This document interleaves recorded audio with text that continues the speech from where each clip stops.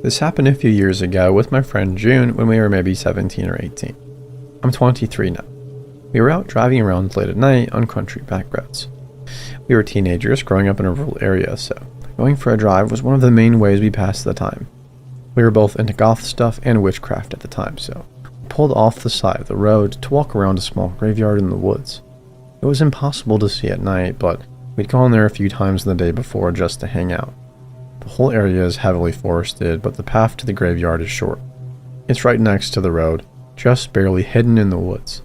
Anyways, we started slowly on the small loop that takes you around all the gravestones, using our flashlights to read the names and look at the carvings of the stones.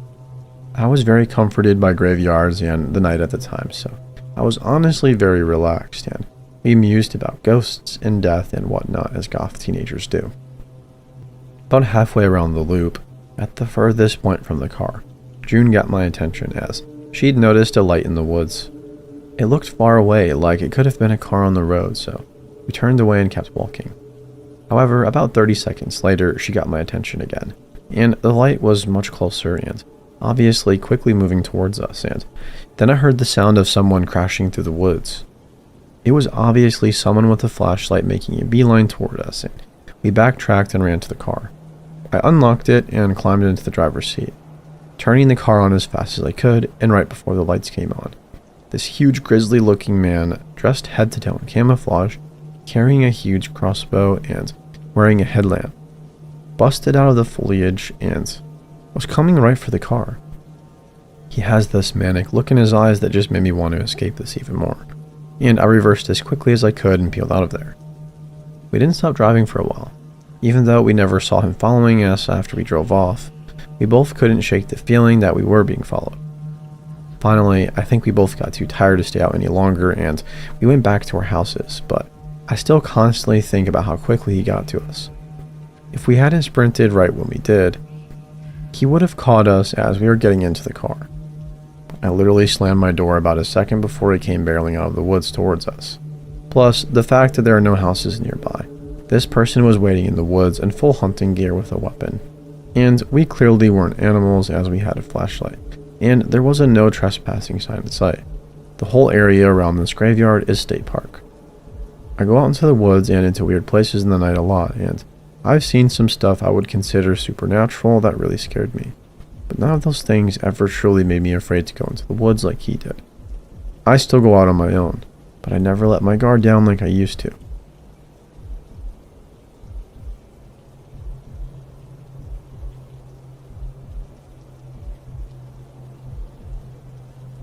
So, this started on one of those meet new friends apps. I'm not just a huge loser, I swear. I moved to my current city during the pandemic and have a work from home position, so it just hasn't been the prime circumstances for a social life. I matched with this random girl that we'll call Annie. I can't remember if I saw her first or vice versa. Honestly, I was paying more attention to the profiles than the pictures, and she seemed okay. Spirituality came up somehow. I can't remember how this happened either, and to be fair, it could have been either of us. I've recently been more seriously following Norse paganism, but it wasn't something I was seeking to explore with other people. It's mostly a private thing, not to mention my own beliefs are more metaphorical. But that doesn't mean I'm close to the experience entirely. So when she mentioned having an LGBTQ neurodivergent pagan femme coven, I was like, okay, wow. That's either very specific or very broad, but hey, why not? Maybe it'll be fun. So we agreed to meet first before I went to the event. One weird thing that stuck out in our text conversation was that her partner was in some bizarre Scientology rehab. At first, I assumed this was a place where one recovers from Scientology, but I did ask her if her partner was a Scientologist. I didn't get an answer. We only met for an hour to have coffee. I think more red flags would have popped up if we had more time, because the little things that went off on my radar were things that weren't that weird. Like they were explanations, or I decided to give her the benefit of the doubt, and my dumbass didn't ask again about the Scientology thing. I kept meaning to Google Scientology rehab, but kept forgetting to do it. I've since Googled it and can't find anything about a rehabilitation for ex-Scientologists, so I wish I'd done that sooner. There were, however, other things that stuck out. They're relatively benign out of context, but putting everything together in retrospect made me feel dumb. She wouldn't answer any direct questions about herself, and not for lack of asking. I'm the kind of person who is conscious of when the attention is all on me, so it made me uncomfortable, and I didn't learn anything about her really. Most of what she had said had to do with her spiritual awakening. Her spiritual awakening itself sounded weird as heck. She said that she had a realization that she was like a lighthouse that was drawing people toward their personal enlightenment. And, okay, I did think this was weird, but, like, she's from California. I don't know, maybe that's kind of normal. I just chalked it up to her personal beliefs being whatever they were. Reincarnation came up. Reincarnation is a big part of paganism, although Asatru additionally focuses on your ancestors. She told me she didn't think she had any past lives and was a new soul, which didn't make a lot of sense, but okay, whatever. Not my circus, not my monkeys. The vaguely supernatural element she placed on herself was strange, but I know a lot of people want to feel special. That didn't mean I had to believe it. At one point, I told her about this random woman I met at the pagan festival who tried to con me. She wanted to charge me so I could be under her wing or whatever. I don't need someone to protect or guide me, so I declined. As I was telling this story, I could tell Annie was conflicted. Like she wanted to agree but didn't. Finally, she said something blasé, like how it was only inappropriate because the student should choose the teacher. So I clarified that I did not want a teacher. Her response was very mirroring, and I'm not a moron. I was getting a weird sense that she wasn't being honest with me, that she was telling me things that I wanted to hear, and I told myself that she was probably just nervous. I have a strong personality. I'm very independent, so I can understand if somebody wouldn't want to go up against the things I said at our very first meeting. I know I'm just dumb at this point, but I didn't want to be paranoid. I don't trust people easily, and I know that, so I was trying to loosen up and be more chill. Yeah, that was a big mistake. So I go to this thing. Immediately, it's weird, guys. Immediately. The second I step foot in that house, I'm uncomfortable.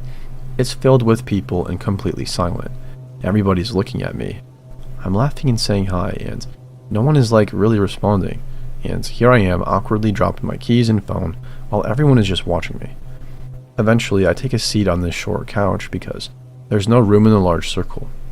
It's a very small living room and there are like 20 people circled up. There's a cushion on the couch, so I sit on that. The leader starts talking, and as she's going on, I'm looking around at the people there. I was curious. Out of the corner of my eye, I see the leader trying to look at me. The girl sitting in front of me is partially blocking our view of each other, so the leader is like leaning over to try and meet my gaze. Finally, I felt awkward enough to like shift over so that I was leaning against the arm of the couch. Staying perched on a cushion was uncomfortable by that point, so I shifted off and spread out a bit to be more comfortable. The leader ended the speech with, "So, spread out, I guess," which was clearly directed at me. It was said with some humor though, so I wasn't sure what to make of it. Everybody introduces themselves and are their own unique brand of neurodivergent. I'm ADHD, but I guess I don't subscribe to labels beyond the requirement to stay medicated. I've been medicated since 2015, so this isn't a new diagnosis for me. That was the only question we got asked about ourselves beyond our name. The leader guides us through this meditation, and people are making these weird breathing sounds and hums. I get it. It's spiritual, right? Unfortunately, my ADHD ass can't focus to save my life, and it's impossible for me to follow the guided meditation. I do not understand. How can anyone with actual attention issues listen to past trills and deep noise breathing? So I'm sitting there with my eyes closed and barely paying attention, because I can't. But I do hear the leader say that we should think of anything we'd want to ask her or need from her, and that got my attention. What the heck did I need to ask her? Other than where the snacks were, because I paid $8 and don't see a single one. Once the meditation ended, Annie and the leader walked around to give us material for an activity. Annie gave me 2 long pieces of twine, and the leader gave me 2 sticks. As the leader was handing me the sticks, I asked her where the snacks were. She was like, "In the kitchen on the table where the snacks tend to be." I'm a dry, sarcastic person, so I thought it was her brand of humor. I laughed and played along with, "Oh, alright, I think I'll find them." Literally, she was deadpan, unsmiling. Mm-hmm. And then walked away. So stupid me thought she just might be like that, but then I saw her laughing with the other girls and realized something was off. As the activity commenced, she went back over to Annie and started stroking her back, kissing her hair and giving me this creepy smile. Yeah, it was very weird. I was so uncomfortable I wanted to get up and go, but I couldn't. Why? Because of this damn activity. The activity was the last straw. They wanted us to think of something we wanted to discard that brought us pain. Then they wanted us to feel how bad that thing made us feel as we slowly twisted the piece of twine around the stick. That's stuff I would only ever do with my therapist. Obviously, people were emotionally melting down before long. I wasn't comfortable doing the activity for obvious reasons, so I sat there awkwardly with the sticks and the string in my lap. I was the only one not doing it, and it was obvious. But because I wasn't doing it, I had the opportunity to watch Annie and the leader, and it was chilling. Annie was doing some weird pyramid thing above her head with her arms. There were a lot of references to her being a lighthouse or some sort of guiding figure throughout the meeting. She was the only one who wasn't doing the ritual, other than the leader. They were both running it. Suddenly, it occurred to me, as it probably did to y'all already, that Annie had just been using this app just to bring people into their group. She was the only person who seemed to know everyone, yet no one there knew each other. Even the name of the group now made sense. They weren't being specific, they were casting a wide net. And I had this big realization in a handful of seconds. It made my stomach turn. So yeah, I was done, but I couldn't get up, because people were sharing their experiences and stuff, pouring their hearts out. This was the most messed up part of it, in my opinion. There's no reason to do a releasing ceremony that forces people to feel their trauma, especially at the very first meeting. It's also inherently manipulative because it requires people to let their guard down. Then they can quote-unquote save the day by showing people how to release the very same pain they just inflicted. But that isn't the fault of people there, so I didn't want to disrespect them. Like people were crying on top of my shoes that I left by the door. I had to wait for the best time to ask somebody to pass them to me. Finally, I got up and told everyone I had to go to the car, then took off. I texted Annie and told her I wouldn't be back and that I hope she found her people. Just make sure you're not her people. Be really careful of any spiritual ceremony or practice that demands vulnerability from you, especially directed by people who don't know you beyond a name. Annie, let's not meet under any circumstances, please. And if y'all ever hear the term neurodivinity, run. If ADHD made me divine, then I'd be on my 94th incarnation by now.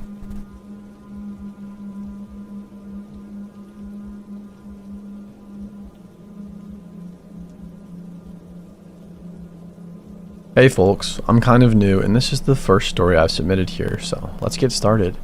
I must clarify that this didn't happen only to me, but to my uncle too. This was after the Christmas Eve party, when everybody went home. I decided to stay because my cousin and I were watching a movie. My uncle, who used to walk his dogs into the woods next to a park, went out to take them out. Before this, my aunt told him not to do that because it was too dark out there. It was around 4 or 5 a.m. He didn't care much and he went off anyway. My aunt was still worried, so I went along with them. Once there, anything wrong seemed to happen, everything was quiet. My uncle and his dogs were having a relaxing walk, and I wasn't really paying attention to the surroundings when suddenly the dogs went still. This wasn't that strange. They always stopped on their way to stare and to bark at other animals they noticed, like rats or birds, even insects or other dogs. However, this time was different. When the dogs got still, my uncle and I noticed something that was going wrong. The dogs weren't angry or curious, they were actually kind of nervous, anxious, or afraid. One of the dogs, the largest one, was growling and shaking. As my uncle started to get worried about the situation, we heard it. People in the woods. We didn't see how many because of the darkness, but they were saying something. We all gather here, by the blood of incomprehensible, we incomprehensible, thee, in thy incomprehensible, etc. As my uncle and I heard that, he yelled for his dogs to follow him out of the woods. As we all left, he turned his head back and he only saw a slight movement of branches and shrubs, perhaps because these people were trying to hide. After all that happened, he hasn't walked his dogs near these woods, nor when it gets dark. So, to the strangers in the woods, let's not meet.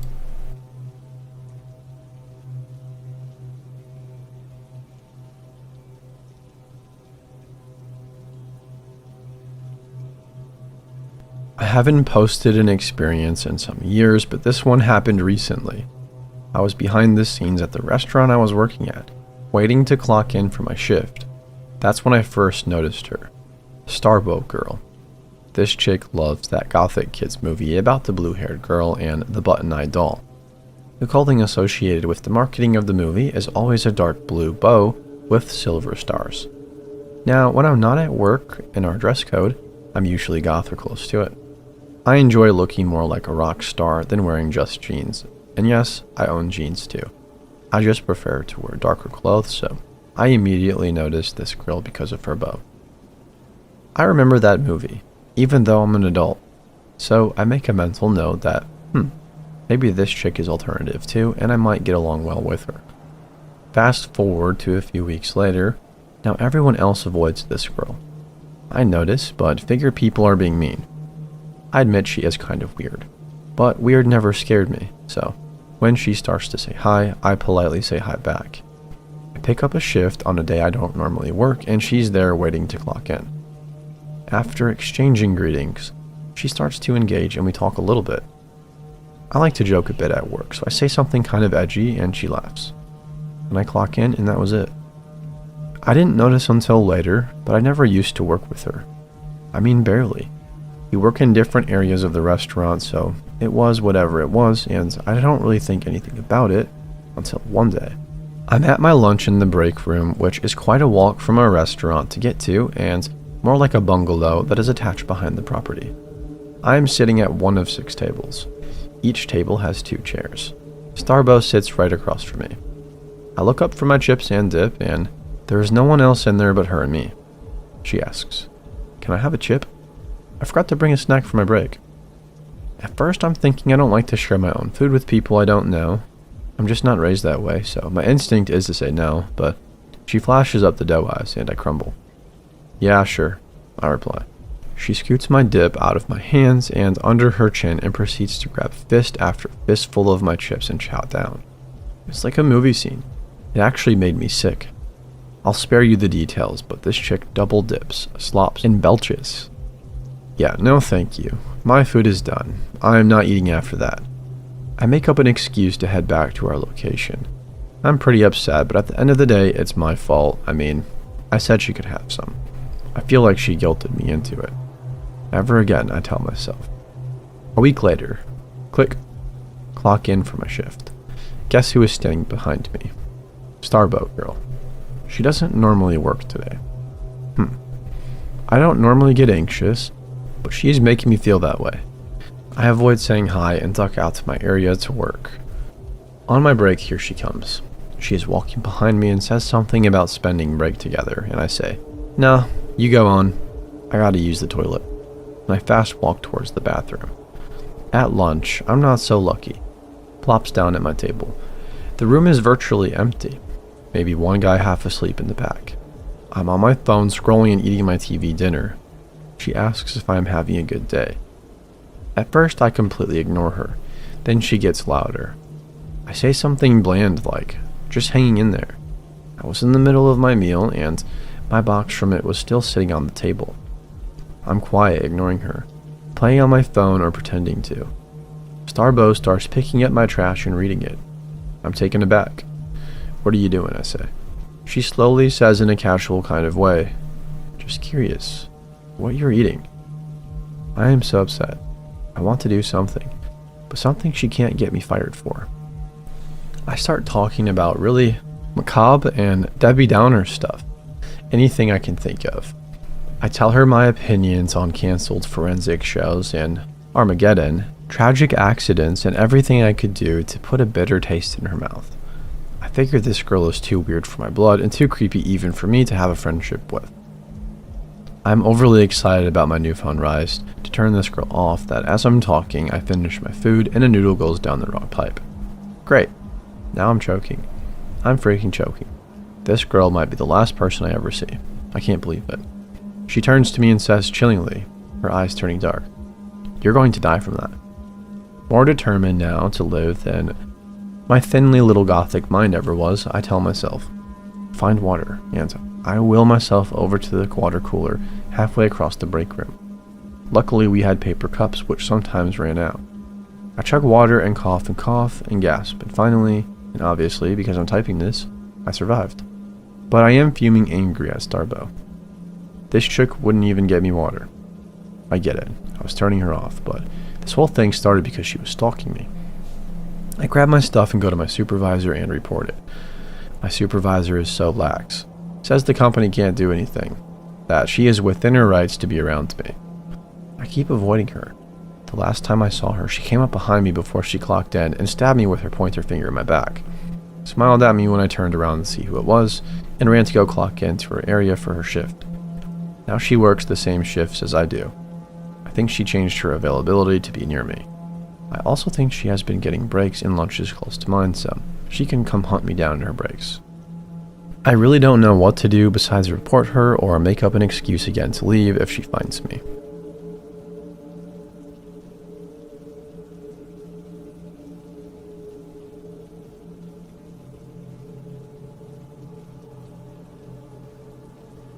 Back in 2008, I was a student planning to go to university and needed some extracurricular stuff I could put on my entry applications.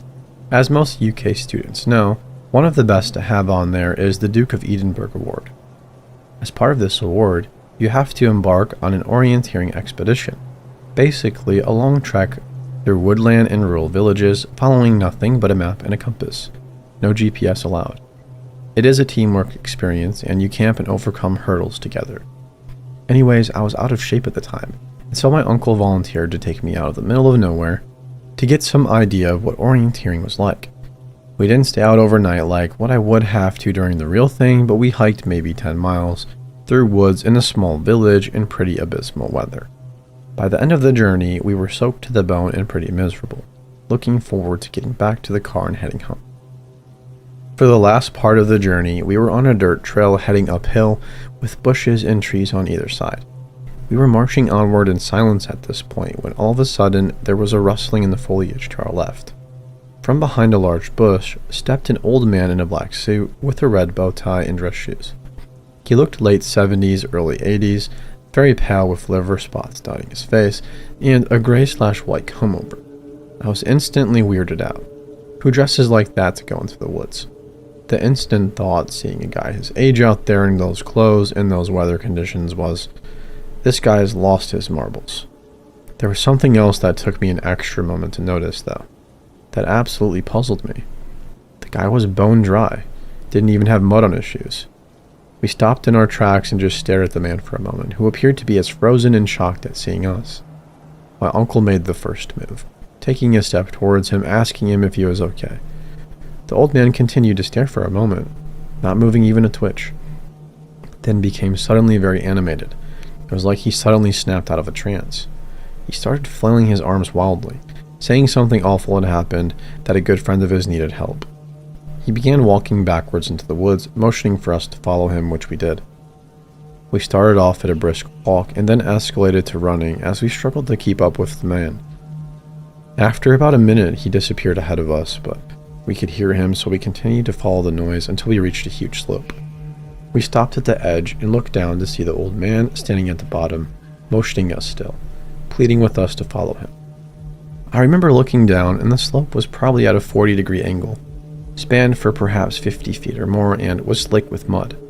It looked like an accident waiting to happen, especially given there were no shrubs or roots to hold on to anything. I remember looking down at the old man on the other side of the slope and wondering, how the heck did he cross that so quickly and so cleanly? I mean, at that distance, it is hard to see fine detail clearly, but I swear he still did not appear to be wet or muddy at all. I and my uncle looked at each other, and I saw that he was getting as weirded out as I was. Despite my feelings, I made a step toward the edge and was going to try and make my way down when my uncle grabbed me firmly by the arm and pulled me back. Under his breath, he said to me, "Something's wrong here." We took a few steps back from the edge at this point, and the old man at the bottom started getting irate. He began pleading with us again to come down the slope, telling us that he needed our help. His friend was in major trouble. My uncle shouted down to the old man that he would head back to our car and call emergency services for him, that professional help would be on its way soon, that they would have all the tools to help him. The old man suddenly got furious. He began jumping up and down, demanding that we come to the slope right now or we would regret it. His voice had changed drastically. He was practically growling his words, his hands bunched up into fists, pounding his knees like an angry toddler throwing a tantrum. I've never seen a grown adult fly into such a rage in my life. His eyes looked like they were on the verge of bursting out of their sockets. His skin had gone from pale to red in almost an instant.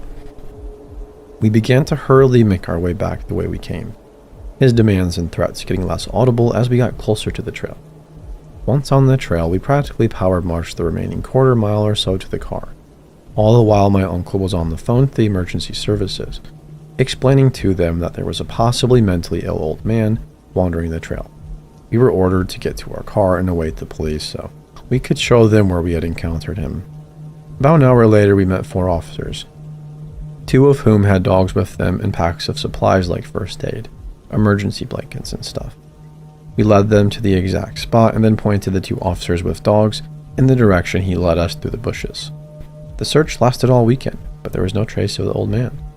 Officers said the only trail they could pick up had been mine and my uncle's. They didn't find any footprints or anything belonging to the old man we encountered. One of my weirdest experiences to date.